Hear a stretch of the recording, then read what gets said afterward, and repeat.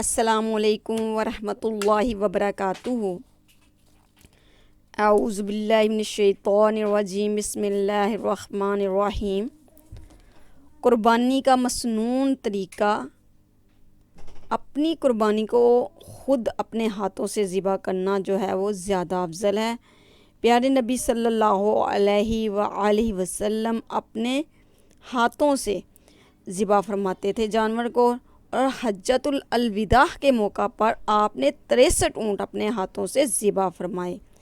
لیکن خود ذبح کرنا نہ جانتا ہو تو یا ہمت نہ ہو تو دوسرے سے ذبح کرانے کی صورت میں خود سامنے ہونا چاہیے۔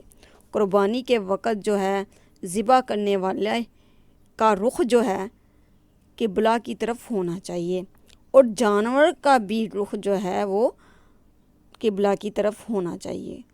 اور پھر یہ کلمات جو ہے یاد کر لیں: انی وجہت وجہی للذی فاطر السماوات والارض حنیفا وما انا من المشرکین، ان صلاتی ونسکی ومحیای ومماتی للہ رب العالمین۔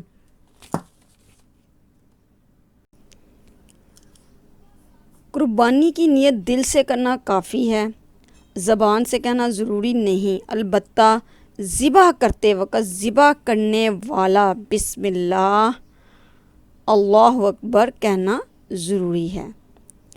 ذبح کر لینے کے بعد یہ دعا پڑھی جائے: اللہم تقبلہ منی کما تقبلت من حبیبک محمد و خلیلک ابراہیم علیہ السلام۔ قربانی میں جو مستحب عمل ہے، جو اللہ کو پسند ہے، وہ کیا ہے؟ جانور کو جو ہے وہ گھر میں پالنا اور جو کھلا پلا کر صحت مند کر لینا۔ کئی 10 دن بھی پہلے لے لیتے ہیں، کئی جو ہیں سال پہلے لے لیتے ہیں، اور پھر خوب اس پر محنت کرتے ہیں، اس کا بڑا ہی اجر ہے۔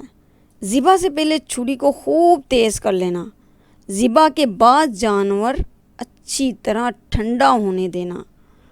اور قربانی میں جو مکروہ یعنی ناپسندیدہ عمل ہے وہ یہ ہیں: ذبح سے پہلے جانوروں کو بھوکا پیاسا رکھنا، یہ نہیں ہونا چاہیے۔ قربانی کی جگہ کی طرف جانوروں کو گھسیٹ کر لے جانا، یہ بھی نہیں ہونا چاہیے۔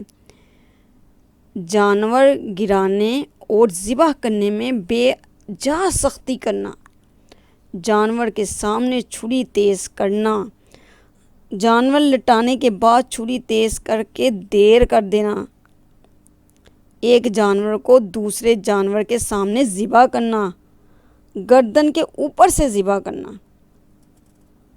سختی سے ذبح کرتے ہوئے گردن الگ ہی کر دینا، یا حرام مغز گردن کے اندر کی سفید رگ تک چھری اتار دینا۔